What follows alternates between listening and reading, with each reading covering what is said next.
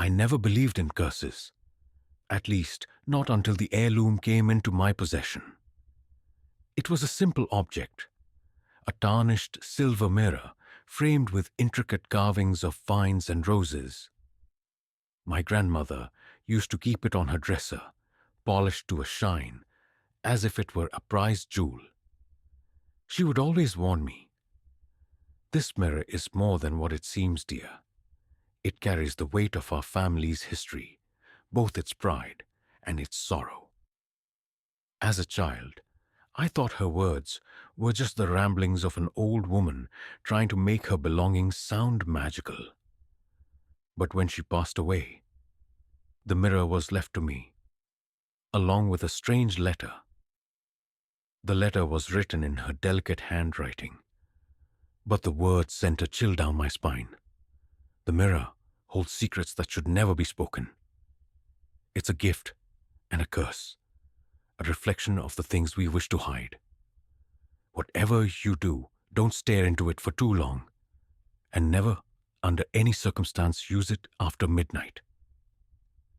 At first I laughed it off. How could a mirror be dangerous? It was just a piece of glass after all. But as I brought it home and placed it on my dresser, an unexplainable unease settled over me. The air in the room seemed heavier, as if the mirror was watching me. That night as I lay in bed, I heard something faint, a whisper. It was soft at first, almost like the wind brushing past a window. But it grew louder, more distinct. It was coming from the direction of the mirror. My heart raced as I sat up, staring at it from across the room. Its surface glinted faintly in the moonlight, but it seemed wrong. I told myself it was my imagination. I was tired, grieving, and overly sensitive. Yet deep down, I knew that whatever my grandmother had feared about this mirror, she hadn't been exaggerating, and that was just the beginning. The mirror's origins were as mysterious as the whispers I'd heard that night. I couldn't ignore my grandmother's ominous letter, so I decided to dig deeper.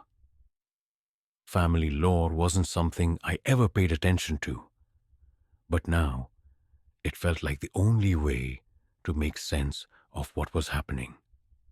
I started with an old family photo album tucked away in the attic. In one of the earliest pictures, dated 1893, the mirror appeared prominently. My great-great-grandmother Eleanor stood beside it, her stern expression softened by a faint smile. It looked newer then, polished to perfection, its carvings glimmering under the light. But what struck me was the way Eleanor's reflection seemed off. Her smile in the mirror was broader, almost sinister, and her eyes seemed fixed on something behind the photographer. Curiosity turned into obsession. I found old letters, journals, and even a yellowed newspaper clipping, all of which painted a chilling history. The mirror had been a wedding gift to Eleanor from her husband, Charles, who had acquired it from a traveling merchant. The merchant, as the story went, had been desperate to sell it, claiming it was enchanted, but refusing to elaborate. Charles, charmed by its craftsmanship, thought it a perfect gift. At first, the mirror was nothing more than a decorative piece. But soon, strange things began happening in Eleanor's household. Servants claimed they saw shadows moving within the glass even when no one was near it. Eleanor herself started behaving oddly, locking herself in her room for hours with the mirror. Her once gentle demeanor gave way to paranoia and bursts of anger. The first tragedy came a year after the mirror entered their home. Charles was found dead in his study, his face frozen in an expression of terror. There were no signs of an intruder, no wounds. Just him, lifeless, with Eleanor sitting nearby, staring into the mirror. She claimed she had seen something in the reflection, moments before his death, but refused to say more. Over the decades, the mirror passed down through the family, leaving a trail of misfortune in its wake. My grandfather, who was a historian by profession, had tried to rid himself of it, even going so far as to bury it in the woods. But a week later, it reappeared in the house, sitting exactly where it had been before. Each generation had its own share of incidents, disappearances, inexplicable deaths, and madness, all tied to the mirror. My mother once told me that her sister, my Aunt Vivian, had disappeared after looking into the mirror late one night. She was only 16. The next morning, they found her room empty, her reflection still visible in the mirror, even though she was nowhere to be found. The family eventually came to believe that the mirror wasn't just cursed. It was alive. It didn't just reflect light. It reflected something far darker. Some said it showed your worst fears. Others whispered that it revealed the truth about your soul. No matter how horrifying. My grandmother, the last keeper of the mirror before me, had tried to protect us from its influence. She kept it covered with a thick velvet cloth and refused to let anyone touch it. But even she wasn't immune. Toward the end of her life, she would often speak to the mirror as if having conversations with someone or something inside it. As I pieced together these fragments of history, the weight of the mirror's curse became undeniable. It wasn't just an object. It was a trap, a vessel for something malevolent. And now, it was mine. But the more I learned, the more I realized that the mirror wasn't just a family heirloom. It was a legacy of horror, and I was about to discover that its story was far from over. I thought I could ignore the mirror. After learning about its dark history, I kept it covered with a thick blanket and pushed it into the farthest corner of my room. But it didn't take long to realize that this was no ordinary object. It wanted to be seen. The first few nights were uneventful, but a strange tension hung in the air, as if the room was holding its breath. Then things began to escalate.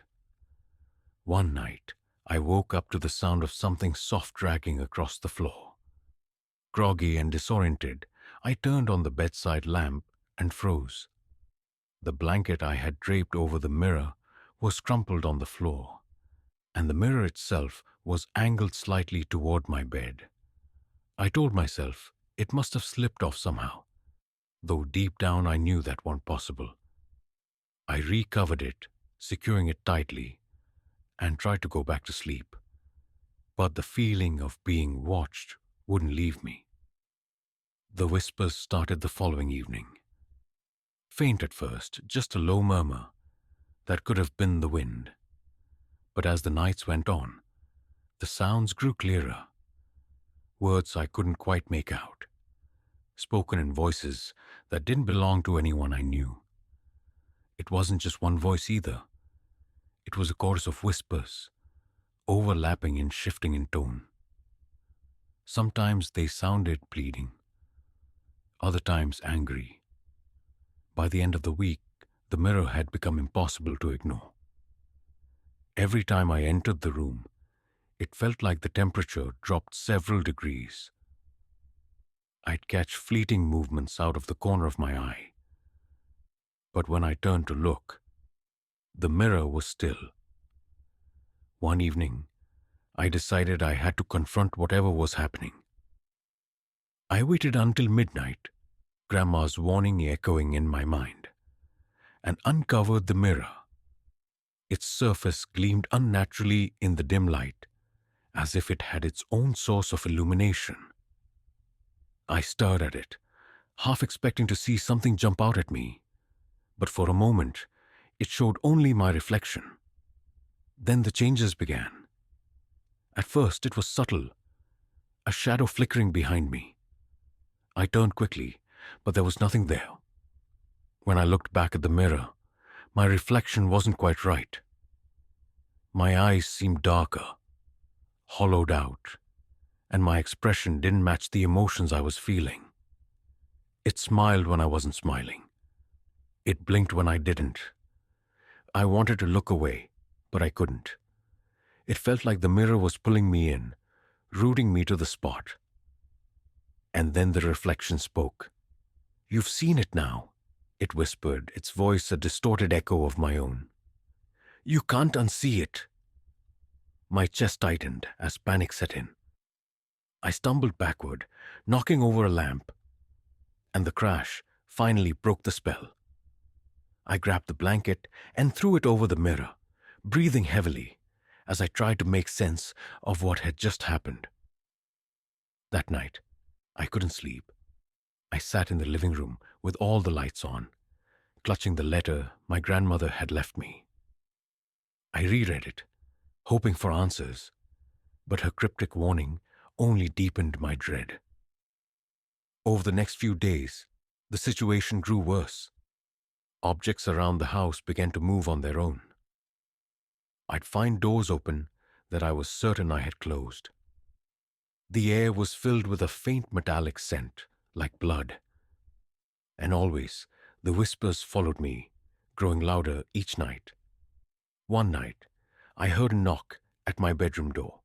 It was soft, almost hesitant. I held my breath, frozen in place. Then it came again, louder this time. Summoning every ounce of courage I had, I opened the door. There was no one there.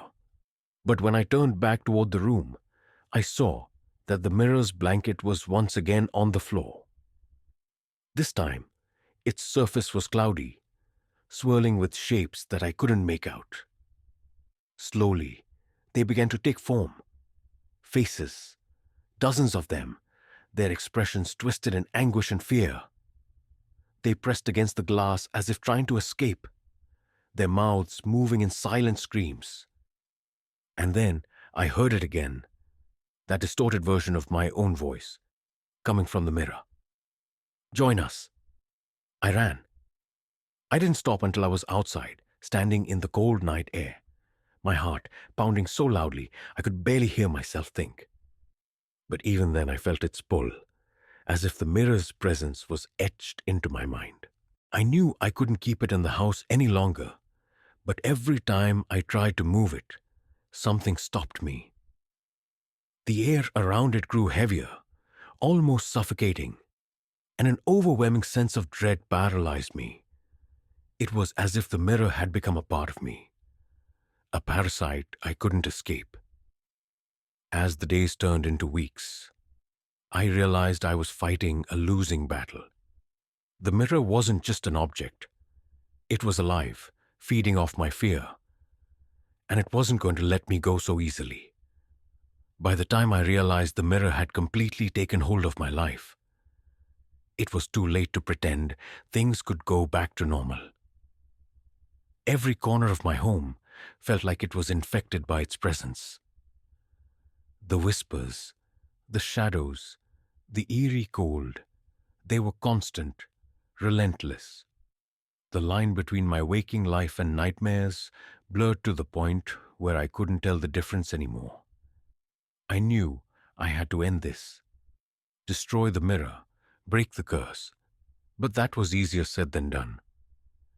Every time I got close to it, an overwhelming wave of dread and nausea hit me, as if the mirror was warning me to back off. One night, after hours of restless pacing, I decided I couldn't live like this anymore. I grabbed a hammer and stormed into the room where the mirror stood, uncovered and gleaming faintly in the moonlight. My hands shook as I raised the hammer, but just as I was about to swing, my reflection moved. It didn't mimic me this time. It stared directly into my eyes, its lips curling into a wicked grin. "You think you can destroy me?" It said in a voice that wasn't mine. "I'm a part of you now. Break me, and you break yourself." I froze. the hammer slipping from my hands and clattering to the floor. My reflection stepped closer to the glass, its movements deliberate as if taunting me. Behind it, the swirling faces pressed harder against the surface, their mouths opening wider in silent screams. "You're not the first to try," the reflection continued, "and you won't be the last." Tears streamed down my face as I backed away. "What do you want from me?" I whispered. "To see," it replied, its voice almost gentle now. "To be seen. That's all we've ever wanted." For a moment, I felt a flicker of understanding. The mirror wasn't just a cursed object. It was a prison, a gateway for lost souls trapped between this world and whatever lay beyond. But understanding didn't make it any less dangerous. I knew I couldn't destroy the mirror, but maybe I could contain it, banish it somewhere it couldn't hurt anyone else. I remembered the stories of my ancestors who had tried to rid themselves of it, only for it to return. They had failed because they didn't understand its rules. I spent hours poring over my grandmother's letter and the family journals, piecing together fragments of forgotten rituals and superstitions. There was one recurring theme. Mirrors are gateways, and gateways can be sealed. The ritual required fire, salt, and a binding spell written in blood, a horrifying but necessary sacrifice. The instructions were vague, but I had no choice. It was my only chance. The night I performed the ritual, the air felt thick with electricity. I placed the mirror in the center of a circle made of salt, surrounding it with candles. My hands trembled as I pricked my finger, letting a single drop of blood fall onto the mirror's surface. As soon as the blood touched the glass, the room erupted in chaos. The candles flickered violently, and the faces in the mirror screamed, this time audibly. Their cries were deafening, a chorus of agony and desperation. The reflection of myself in the mirror twisted and contorted, its grin growing impossibly wide. "You think you can banish us?" it hissed, its voice overlapping with dozens of others. "We are eternal. You are nothing." I ignored the taunts, focusing on the words of the spell. My voice shook as I chanted, the ancient phrases foreign and guttural. The mirror vibrated violently, cracks spiderwebbing across its surface. The room filled with an unbearable heat as the faces in the mirror began to dissolve, their screams fading into echoes. The final words of the spell left my lips just as the mirror shattered. The explosion of glass sent shards flying in every direction, but none of them touched me. Instead, they hung in the air for a moment before disintegrating into ash. And then silence. The oppressive weight in the air lifted, and for the first time in weeks, the house felt still. I collapsed to the floor, exhausted but relieved. The mirror was gone, but the relief didn't last. As I swept the ashes into a small jar, I noticed something chilling. My reflection in the broken shards on the floor didn't move the way it should have. It smiled at me, softly, almost sympathetically, before fading away entirely. The ritual had worked, but at a cost.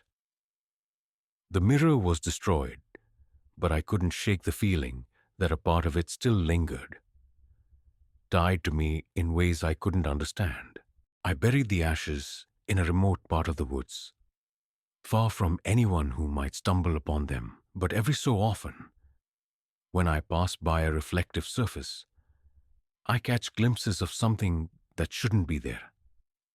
A shadow, a flicker of movement, a faint whisper calling my name. The mirror may be gone, but its legacy lives on. And I can't help but wonder, did I truly banish it? Or did I simply set it free?